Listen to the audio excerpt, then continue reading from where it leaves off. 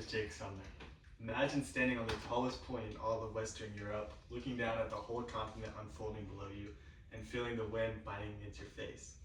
While we may never stand on this exact peak, Mont Blanc draws thousands of people every year that come to fulfill their dream of climbing it and looking down on all of Europe.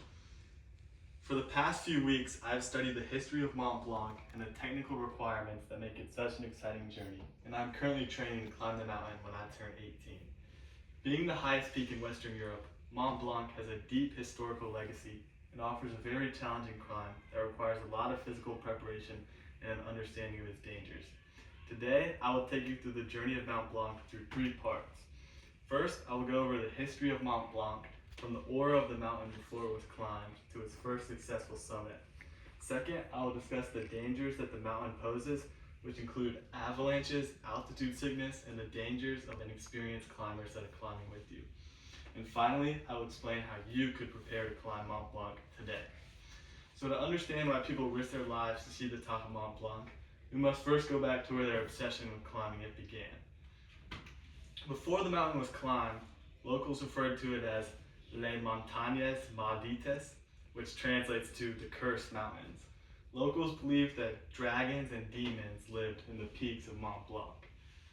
As stated in the article by the company Agents 1786, which was published on July 30th, 2024, the era of exploration of Mont Blanc began on August 8th, 1786. On this date, 2 men from Chamonix, Jacques Balmat and Dr. Michael Gabriel Picard, successfully achieved the first summit of Mont Blanc.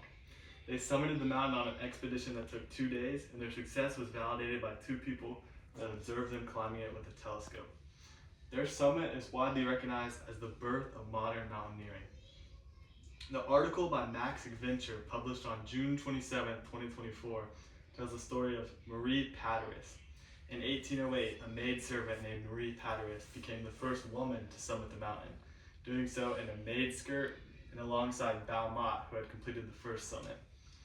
While this history of normal people climbing the mountain makes it seem like an easy task, Mont Blanc is far from easy and presents many dangerous obstacles. Despite its beauty as a mountain, climbing Mont Blanc presents many significant physical and environmental challenges. One of the most notorious sections of Mont Blanc is known as the bowling alley. It's called this because the frequent rock falls that fall down there are like bowling balls falling from the mountain. Climbers need to cross a section of this mountain very quickly, which can be dangerous in itself, to avoid being hit by the falling debris coming from the mountains. The physical toll of the mountain can be equally as dangerous as the environmental toll. Being nearly 16,000 feet in the air, many people suffer from altitude sickness caused by the sudden changes in altitude.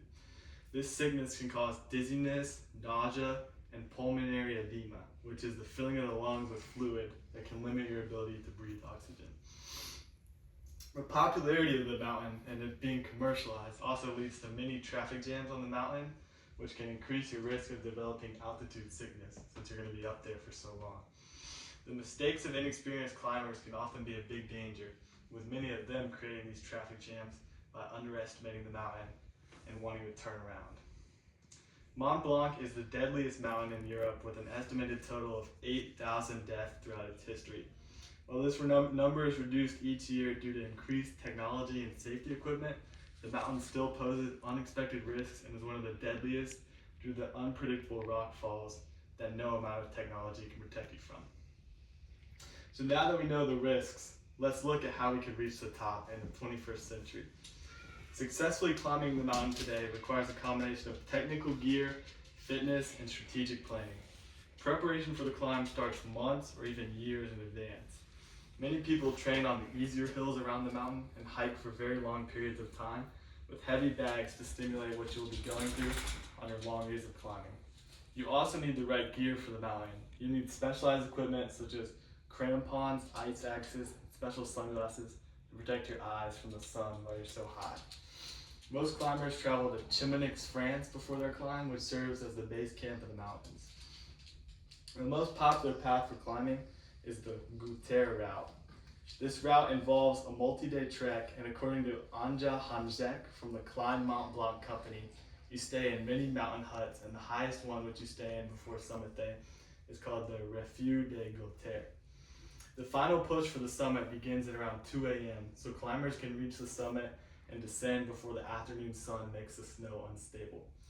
It's a very difficult process, but there's a reason many people from all around the world do it.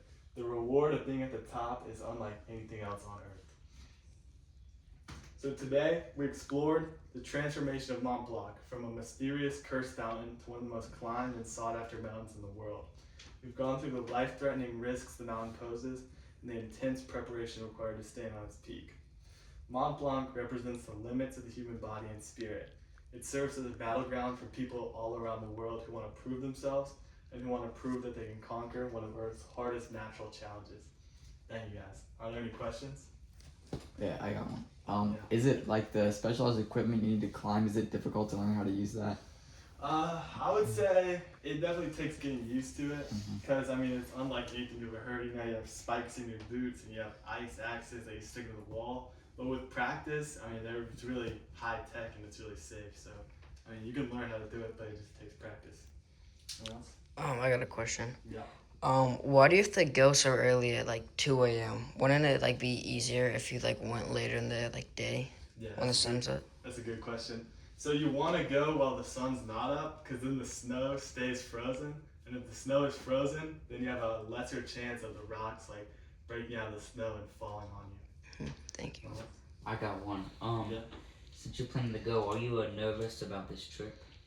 I would say the thing I'm most nervous about is like being able to wake up that early, like waking up at 2 in the morning and then being at full energy and being able to climb. I'm also nervous, you know, there's always a risk of the rocks falling on you, so I just, you know, want to be lucky and not let that happen to me. Anyone else? Thank you guys. Thank you.